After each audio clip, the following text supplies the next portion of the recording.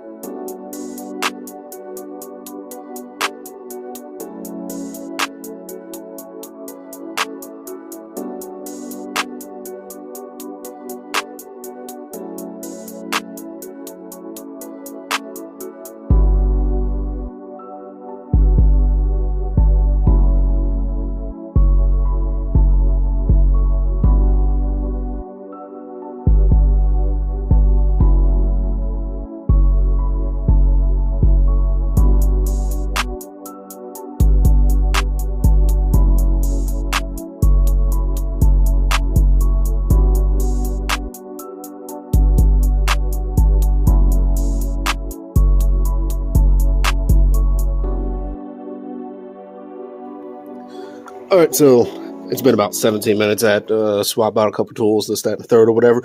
So it looks like it's starting to separate here. I did check to make sure the oil was completely drained out, and it is. So try to think the best direction here. You know what? I think we're just going to drop it. That's exactly what we're going to do. We're just going to pull her out. So give me just one moment here. See what the hell is going on here. So everything's undone. There shouldn't be anything blocking us. Like I said, it's already dropped a pretty good, decent amount. You can see it dropping right now, actually, as I mess with it. There we go. There she is. Yeah. Yep. Copper all up in there. That out the way. Surprisingly, though, all things considering, like I don't see much of anything in the pickup tube off the pump. Huh. Obviously, I'm gonna drop this windage tray, and we're gonna mess around and see what we can find. But outside of it, you know, being obviously a high mileage motor, everything else looks fine down here. So scoot out. Let's see what the inside of this pan's looking like. I'll show you guys. So as you can see, there's a bunch of bearing material there. That looks atrocious. What I'm assuming is bearing material. It looks like it's copper. I can't think of anything else in there that would be copper, off the top of my head at least. So I think it's safe to say that one of the bearings went. Now it's just time to figure out which one of them went.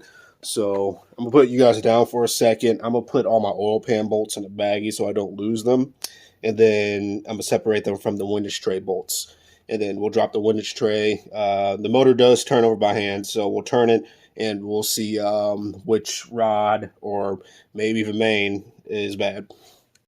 All right, so after dropping, what the hell? After dropping the windage tray, spun around, everything turns fine by hand. So that makes me think that it didn't spin too badly. But I believe, if I'm counting right, which I should be, this is cylinder number 2. Right here is the one that is our culprit. Yeah, that's doesn't sound too happy. So what I'm gonna do actually is I'm gonna pull this rod cap off and we'll investigate. We're probably gonna pull them all off, just check them out. But I have a hypothesis, and I'm not really too sure about it. But that is the fact that the oil pickup tube doesn't have much debris in it makes me think that maybe the pickup or the pump failed, and I wish I was able to test that. I mean, regardless, it should be replaced, but man, that would suck if that's what it was. Wasn't actually, because you look in there, literally, I don't see any debris in there. I mean, I see a little bit here and there, but nothing like when I spun the bearing in my my turbo car over there. I mean, you could see it. You know what I mean? Like it was caked into the pickup tube. So yeah, let's pull that off. I think it's what was that, a 12.10? Should be able to get that off, no problem. And we'll go from there after I get the rod cap off. All right, so I don't know what happened to the other bearing. It like ejected itself somewhere, but if I can get this in focus, that'll do it. Definitely the rod bearing on cylinder number 2 chewed up. I mean, it is what it is. So what I found curious is a similar situation that happened to that car when it spun a bearing, is that the journal on the actual connecting rod itself survived. It's smooth as glass. No nicks or nothing. I don't understand. Maybe the material is just harder. That'd be my assumption. But hey, that's cool. It is what it is. There is some minor heat spots on it, but nothing too terrible. The crank obviously has, I'd say, not the worst grooves out there.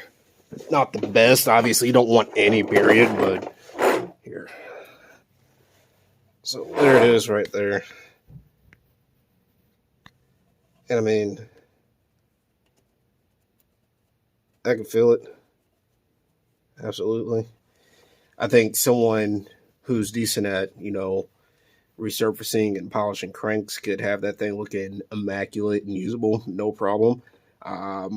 I, however, don't know how to do that. So that's going to be a machine shop job. I have seen videos of people literally just doing what I said right there, just sanding it down and, you know, rocking with it. And some people have really good luck with it. Other people will say it's horrible when the motor, you know, started knocking again within 200 to 300 miles. And I just don't even want to risk it, to be honest with you. So yeah, that's where we're going to leave off. I'm sorry about how short this video is. You know, it feels short to me, but it may have came out so a decent amount of time. I guess I can take my headlamp off now. I was just curious. I have a bunch of free time right now because, like I said, I'm getting over COVID, so I haven't been able to work, which surprisingly has been really depressing because I hate sitting in the house and not having anything to do. So I figured I can come out here and get something done, at least see what was going on with this. So where that leaves us at is motors coming out. Just in the crank off and have it machined because it's not bad like at all. I expected it to be a lot worse than what it was. I'm happy it's not because then I don't have to go through with an entire swap. I can just continue with what's in it and let the car live and just drive it. You know what I mean? So yeah, that's it. That's going to be it for this video. Hopefully it won't take me that long to get you guys back in and showing you what else we're doing. We'll probably tackle the interior next. And go from there. Peace.